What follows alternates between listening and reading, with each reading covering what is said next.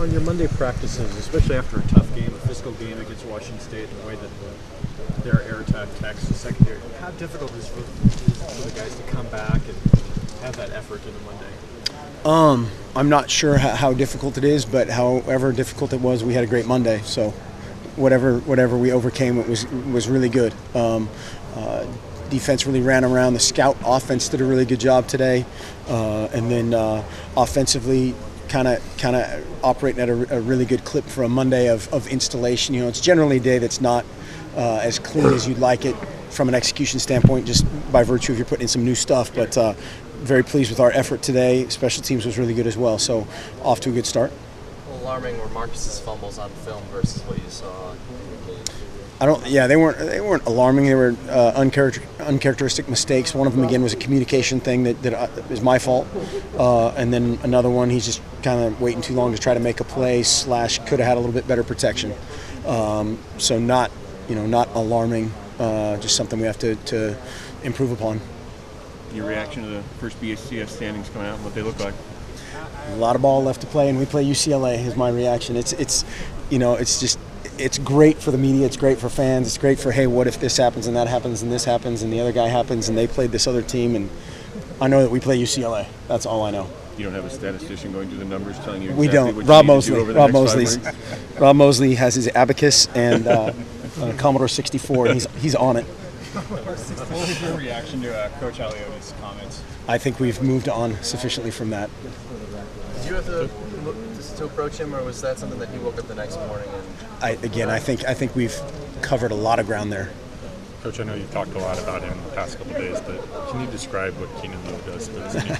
Keenan Lowe's a stud. I mean, he's everything we want to be. He shows up with his gigantic electric smile and just works. And he's a tough dude, just a great teammate, a great guy to be around. Just exemplary of that. When we talk about a guy with an attitude that shows up and the place just gets better because of it, that's him.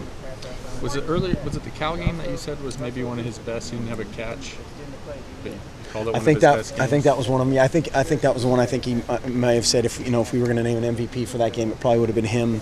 And it was special teams. It was blocking. He had a couple. I can't remember if he had one or maybe none. I don't know.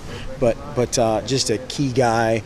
Escorted Braylon in on one of those punt returns in that game, as I recall. But that's just kind of his deal. He shows up, smiles, and guts it out. Those guys in. I mean, if you're sitting in his living room, you're saying, maybe you're not going to catch 5 passes a game. We still want you to come. How do you convince guys to do that and then to buy into? Well, I think that's the key. Is you don't convince, you try to find that guy. It's hard to the bandwidth theory of human behavior. Those guys, you're not going to change them exponentially. I mean, you're going to change them a little bit and refine things here and there, but a guy like him is rare. And we found a few of those guys that make that group special of tough guys that are willing to be selfless. But I think it's more of the evaluation and find them recruiting rather than, than convincing them to do something. But you also got it's a little bit of both. You got him in particular to change his game. Is there any extra? I don't know.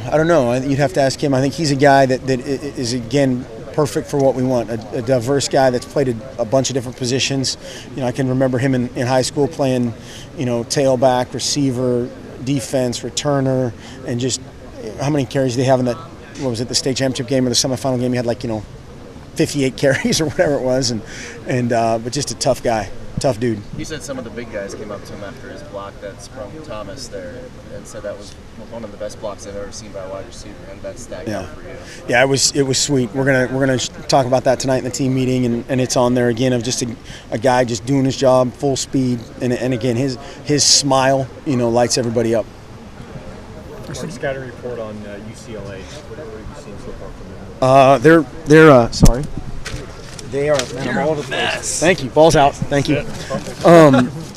They're really good. They, played a tough Stanford team last week.